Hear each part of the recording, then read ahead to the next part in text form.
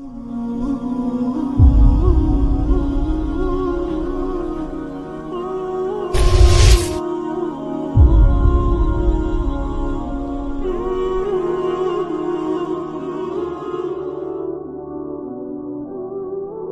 دفعہ آسمان کے فرشتے روئے ہیں، ایک 4000 سال پہلے جب ابراہیم آپ 96 سال کی عمر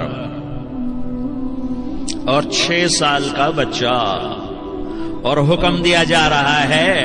دشمن کے گلے پہ چھری چلانا تو بڑا آسان ہے کہ انسان جب وحشی بن جاتا ہے، جانور بن جاتا ہے، سانپ بن جاتا ہے تو اسے ڈسنے میں کوئی آر نہیں ہوتا، اسے کاٹنے میں کوئی آر نہیں ہوتا، لیکن سامنے تو اسماعیل کھڑا ہے، 86 سال کی عمر میں بیٹا ملا اور باپ 92-94 سال کا گیا، اور میرا رب کہتا ہے ابراہیم اسماعیل کی گردن پہ چھری چلا دے، میں دیکھنا چاہتا ہوں تو میرا ہے یا اسماعیل کا ہے، تیرے دل میں میں ہوں یا اسماعیل ہے؟ کہ میرے رب ہزاروں اسماعیل تجھ پہ قربان کر دوں۔ چھری اٹھائی، فلسطین سے چلے اور پہنچے مکہ مکرمہ، بیوی سے کہا بچے کو تیار کرا دو، سیر کرانے لے جا رہا ہوں، بچے کو تیار کرایا۔ آج پہلی دفعہ بچہ باپ کو دیکھ رہا ہے، انگلی پکڑ کے اچھلتا ہوا جا رہا ہے، میرا ابا مجھے سیر کرانے لے جا رہا ہے، یعنی خبر کے چھری کے نیچے سے گزارنے لے جا رہا ہے، اور لیاری والوں کو پیغام دینے جا رہا ہے کہ اللہ پر ہر شے قربان کرنا سیکھو، اللہ کے لیے ہر جذبہ چھوڑنا سیکھو، ہر شے سے ہٹنا سیکھو، جہاں اللہ ناراض ہے ہٹ جاؤ، ہٹ جاؤ، ہٹ جاؤ، ہارنا پڑے ہار جاؤ، مٹنا پڑے مٹ جاؤ، لٹنا پڑے لٹ جاؤ، دھکے کھانے پڑے کھا لو کھا لو کھا لو، کہ دنیا میں سب سے زیادہ دھکے کھانے والا میرا حبیب محمد مصطفیٰ، مجھے لیاری کا کوئی گھر دکھاؤ جہاں غریب نے پیٹ پہ پتھر باندھا ہو۔ رحیم نے چھری نکالی، بیٹا تیرے ذبح کرنے کا حکم ہو چکا ہے۔ بیٹا کہتا ابا جلدی کر، دیر کیوں کرتا ہے؟ ہاں کہانی سنانی ہے لیاری والوں کو، ایسی اولاد بناؤ، ایسے باپ بنو، اللہ کے امر پر یوں قربان ہونا سیکھو۔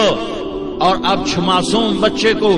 حیران ہو کر ابراہیم دیکھتا ہے، بیٹا تجھے پتہ ہے میں کیا کہہ رہا ہوں؟ کہاں پتہ ہے، آپ کہہ رہے ہیں میں ذبح کروں گا تو میں مر جاؤں گا، میں مر جاؤں گا تو مجھے آپ کی جگہ اللہ ملے گا، اللہ آپ سے بہتر ہے، مجھے دنیا کی جگہ جنت ملے گی، جنت دنیا سے بہتر ہے۔ پھر معصوم بچے کو ماں یاد آ جاتی ہے، پھر کہتا ہاں مجھے اپنی ماں کا غم ضرور ہے، اسے بڑا صدمہ ہوگا میرے مرنے کا۔ تو اپنا گریبان کھولا اور کرتا اتارا، کہ ابا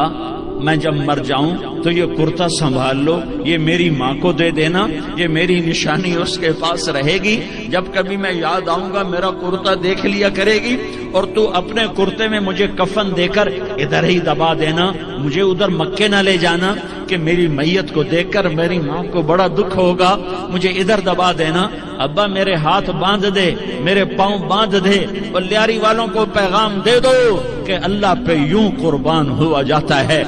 96 سال کا بوڑھا باپ بیٹے کے ہاتھ باندھ رہا ہے، کسائی کی طرح جیسے بکرے کے ہاتھ پاؤں باندھتا ہے، پاؤں باندھ رہا ہے۔ پھر بیٹے نے کہا ابا مجھے الٹا لٹانا، سیدھا نہ لٹانا، کہیں تیری نظر پڑے اور تیرا ہاتھ کانپ جائے اور حکم ٹوٹ جائے، مجھے الٹا لٹا دے۔ وَتَلَّهُ لِلْجَبِينِ، الٹا لٹایا اور اپنا گوڈا ان کی کمر پہ رکھا، اور ایسے ان کے سر کے بال پکڑ کر یوں سر اٹھایا، چھری کو نیچے سے گزارنے کے لیے، ایک ہاتھ میں سر کے بال، ایک ہاتھ میں چھری، گوڈا اس کی کمر پر، اور یوں آسمان کو دیکھا۔ ہائے ہائے، کائنات ہل گئی، ابراہیم کی نظر آسمانوں پر گئی، کیا فرشتوں میں ہلچل مچ گئی، فرشتوں کو کیا خبر کہ آگے کیا ہونے والا ہے۔ کہنے لگے یا اللہ کیا تو مجھ سے ناراض ہو گیا ہے کہ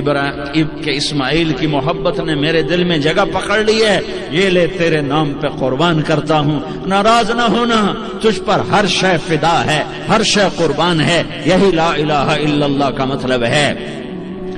چھری چلائی، جب یہ کہا یا اللہ میں تیرے نام پہ اسماعیل کو قربان کرتا ہوں، 7 آسمان کے فرشتے زارو زار روئے کہ فرشتوں کو نہیں پتا آگے کیا ہونے والا ہے۔ دوسری دفعہ 4000 سال بعد کی جو صبح ہے، اللہ نے والفجر اس کی قسم اٹھائی، پھر ولیال عشر، یکم سے 10 ذوالحج کی جو راتیں ہیں ان کی قسم اٹھائی، وہ شفع یہ 10 کے دن کی قسم اٹھائی، والوتر اور یہ اللہ تعالیٰ نے 9 تاریخ کی قسم اٹھائی، واللیل اذا یسر اور یہ 9 اور 10 کی درمیانی رات کی اللہ تعالیٰ نے قسم اٹھائی۔ یہ کسی بھی ٹائم کی، دن کی، مہینے کی، سال کی اس طرح اللہ تعالیٰ نے خوبصورت انداز میں قسم نہیں اٹھائی جیسی اللہ تبارک و تعالیٰ نے یہ ان 10 دن راتیں، 9 کا دن، 10 کا دن، 10 کی رات، 10 کی صبح ہو۔ اور اللہ کے نبی کا فرمان ہے کہ ان 10 دنوں میں اللہ تعالیٰ کو جتنی عبادت پسند ہے وہ اور کسی دن میں بھی پسند نہیں، اور اس میں کوئی شک نہیں ان 10 دنوں میں سب سے بڑی عبادت وہ حج ہے، جس کو اللہ تعالیٰ نصیب فرمائے اور جس کے مقدر میں فرمائے۔ حج ان 10 دنوں کی سب سے بڑی عبادت ہے۔ عرفات کی ایک دن کی حاضری وہ 10 لاکھ دن کی حاضری یا 1 لاکھ دن کی عبادت کے برابر ہوتی ہے، اور عرفات کے دن کی حاضری میں اللہ تعالیٰ کا ارشاد ہوتا ہے، میرے بندو آج اتنے گناہ لے کر آؤ، جتنے بارش کے قطرے، جتنے درختوں کے پتے، جتنے ریت کے ذرے، جتنے گردش ایام میں جب سے ٹائم شروع ہوا ہے اس میں بننے والے دن اور رات، اور یہاں کے توبہ کرو میں سب معاف کروں گا۔ اور عرفات کے دن جتنا شیطان ذلیل ہوتا ہے اتنا کسی دن بھی ذلیل نہیں ہوتا، اور میرے محبوب صلی اللہ علیہ وسلم نے یہ دن حج کا، عرفہ کا زور اثر کٹھی پڑھ کے پھر سارا دن شام تک کوئی 5-6 گھنٹے مسلسل دعا مانگی، اور آپ نے فرمایا کہ اس وقت میرا اللہ میرے صحابہ پہ فخر فرما رہا ہے، اور قربان جاؤں خطاب کے بیٹے پر، فرمایا اور عمر بن خطاب پہ اس وقت میرا اللہ خاص طور پہ خوش ہو رہا ہے، اور خاص طور پہ عمر بن خطاب پہ اللہ تعالیٰ فخر فرما رہا ہے۔ تو ان 10 دنوں میں جسے اللہ حج میسر فرما دے تو اس سے بڑی عبادت کوئی نہیں۔ حج میسر نہیں ہے تو پھر ان 10 دنوں میں نومی کا روزہ رکھنا، ان 10 دنوں میں روزے رکھنا، اس میں نوافل کی کثرت، صدقے کی کثرت، پھر قربانی، یہ سارے اعمال ان 10 دنوں میں انتہائی محبوب ہیں۔ جنہیں اللہ سعادت دے دے حج کی، بار بار جائیں، تابع بین الحج والعمرہ، حج عمرہ آگے پیچھے کرو، آگے پیچھے کرو۔ ایک بہت بڑا طبقہ ہے جو یہ کہتا ہے کہ ایک دفعہ فرض ہے اس کے بعد کوئی ضروری نہیں۔ میں کب کہتا ہوں کہ ضروری ہے؟ ضروری نہیں ہے، لیکن ضروری کا مطلب فرض نہیں ہے، لیکن اللہ اس کے رسول کو پسند ہے کہ اس کے گھر بار بار آیا جائے، بار بار حاضری دی جائے۔ اللہ کے نبی کو تو آخر عمر میں جا کے موقع ملا، اس کے بعد آپ دنیا سے تشریف لے گئے۔ اگر آپ اس کے بعد زندہ رہتے تو یقیناً آپ ضرور حج کرتے، چونکہ آپ نے جتنے سال مکہ میں گزارے آپ نے ہر سال حج کی،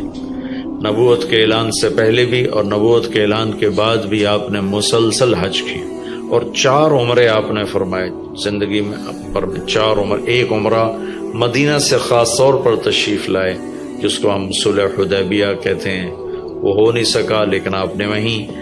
عمرے کا کام پورا کیا، سر مڑائے، احرام کھولے، پھر اگلے سال آپ اس کی قضاء کے لیے تشریف لائے۔ پھر ایک عمرہ آپ نے فتح مکہ کے بعد جعرانہ سے احرام باندھ کے تشریف لائے اور عمرہ کیا، اور ایک عمرہ آپ نے اپنے حج کے ساتھ کیا۔ صدیقی دور میں پہلا سال جنگوں میں گزر گیا، دوسرے سال صدیق اکبر اب تشریف لائے۔ فاروقی دور میں عمر بن خطاب رضی اللہ تعالیٰ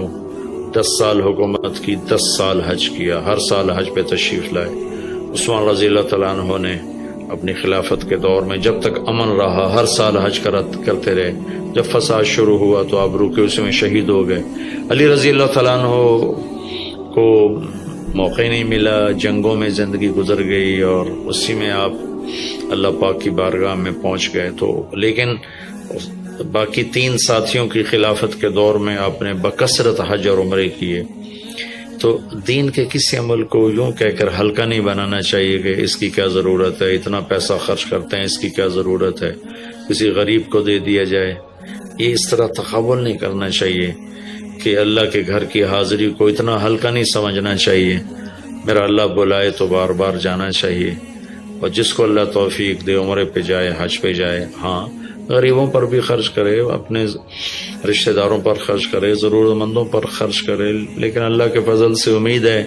جو اس طرح اللہ کے گھر جانے پر خرچ کرتے ہیں تو اپنے اللہ کے فضل سے غریبوں پر بھی خرچ کرتے ہیں. اس کو آپس میں یوں اس کا مقابلہ نہیں کرنا چاہیے، چیز اللہ کو پسند نہیں ہے.